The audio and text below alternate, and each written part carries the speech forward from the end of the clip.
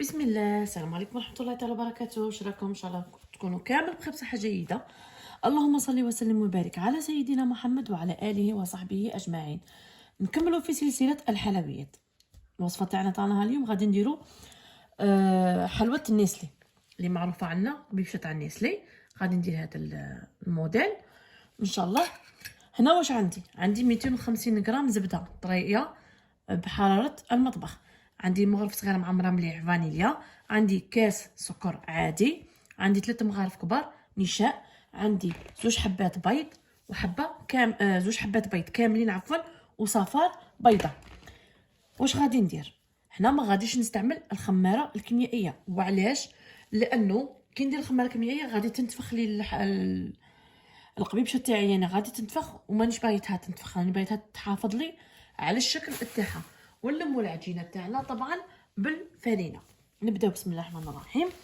هنايا نمزجوا مليح عفوا الزبده. شوفوا الزبده كيفاش راهي طريه، وما نعجنوش لانه هذه تعتبر عجينه صابلي.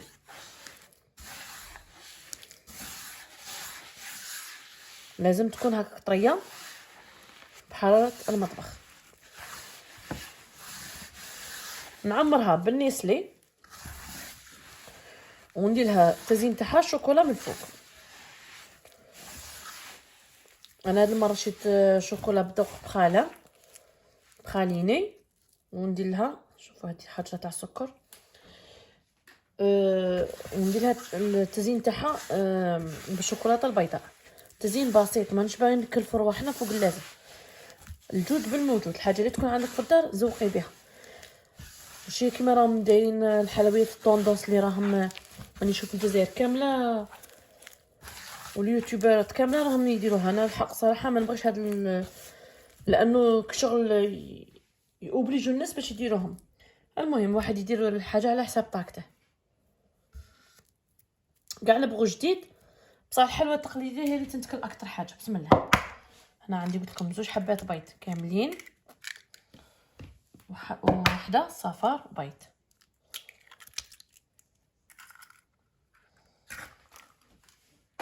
ونلموا العجينه تاعنا بالفرينه ونخلو عجينتنا طريه.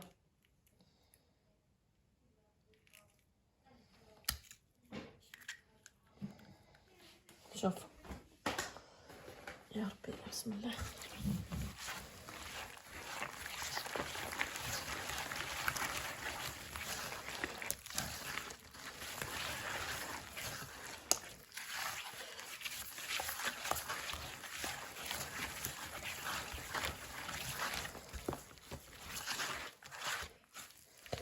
غير بيديكم ما تسحقوا لا باكر لا حتى حاجه.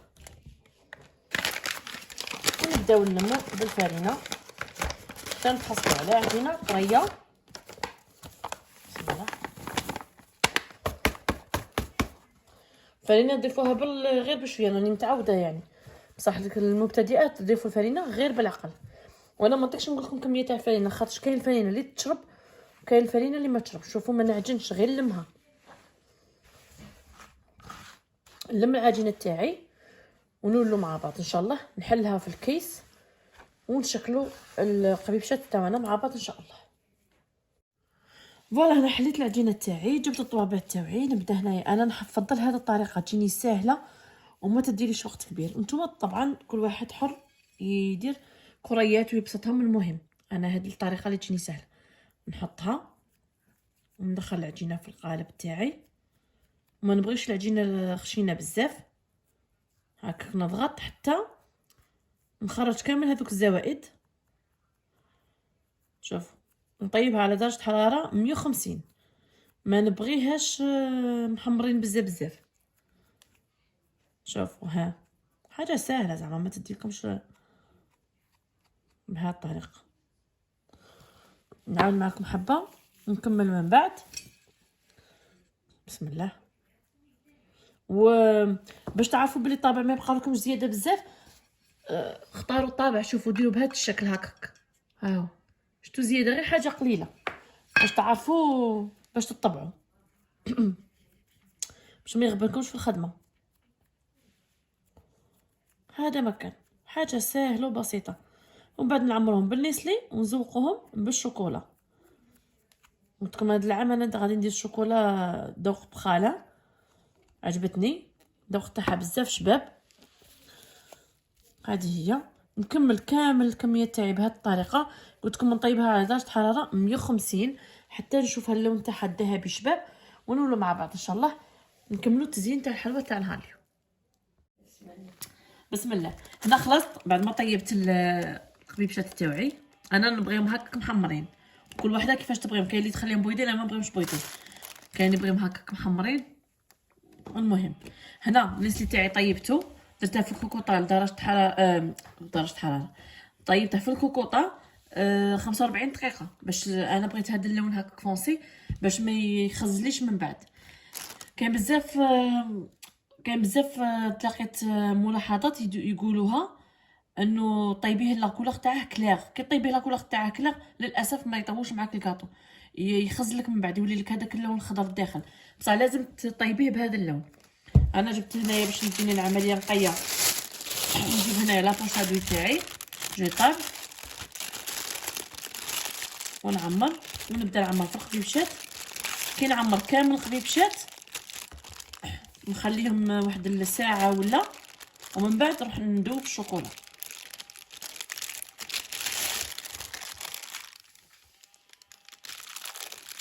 ممكن تعمريهم مع الناس اللي مكسرات، دير فيهم كاوكاو ولا لوز مدشش ولا اللي بغيتيه، قرقاع، المهم اي حاجه تكون عندك زعما.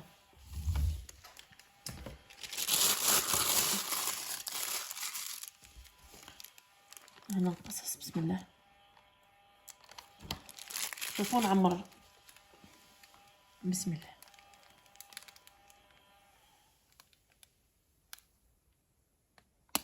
نعمر بهذه الطريقه وانت عمري بالطريقه اللي تجيك سهله. انا بالمغرف ما تجينيش الخدمه نقيه، بصح باللابوشادو تجيني الخدمه نقيه. بسم الله.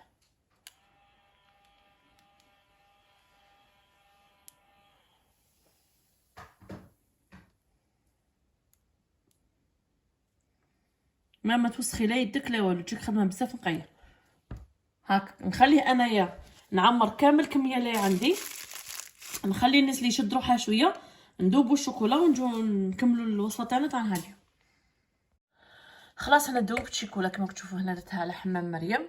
هيا لا انا كنت دايره الشوكولا بيضاء من قبل لانه درتها هي لا في كيس، هي الاولى دوبتها، من بعد دوبت شوكولا بالحليب. انا ما درتش شوكولا بالحليب صراحه، درت شوكولا بذوق البخاله.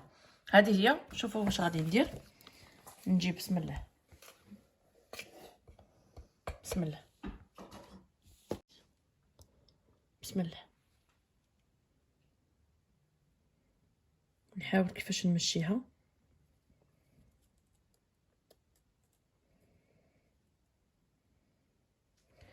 التزيين تاعها باغيه تزيين بسيط، مش باغيه حاجه كبيره. شوفوا واش غادي ندير. بسم الله. نجيب هنا بسم الله. لازم تكون شيكولا جديده، ما تكونش يبسه. الشيكولا غير تحطوها منا ديروا هذه الطريقه التزيين. التزيين طبعا يبقى اختياري. وجيبي كيردون بسم الله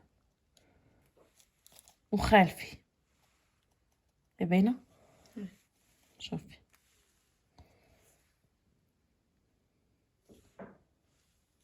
التزيين يبقى اختياري. نعاود ممكن نوريكم تزيين اخر بسيط تاني.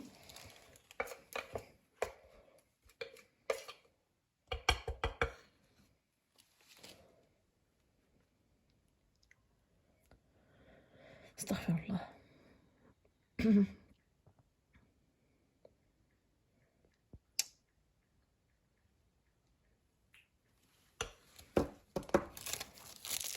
ممكن ندير تزيين تاني اخر.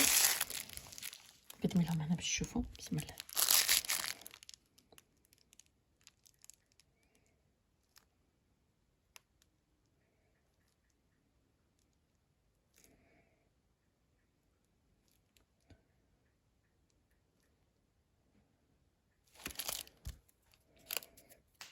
بسم الله.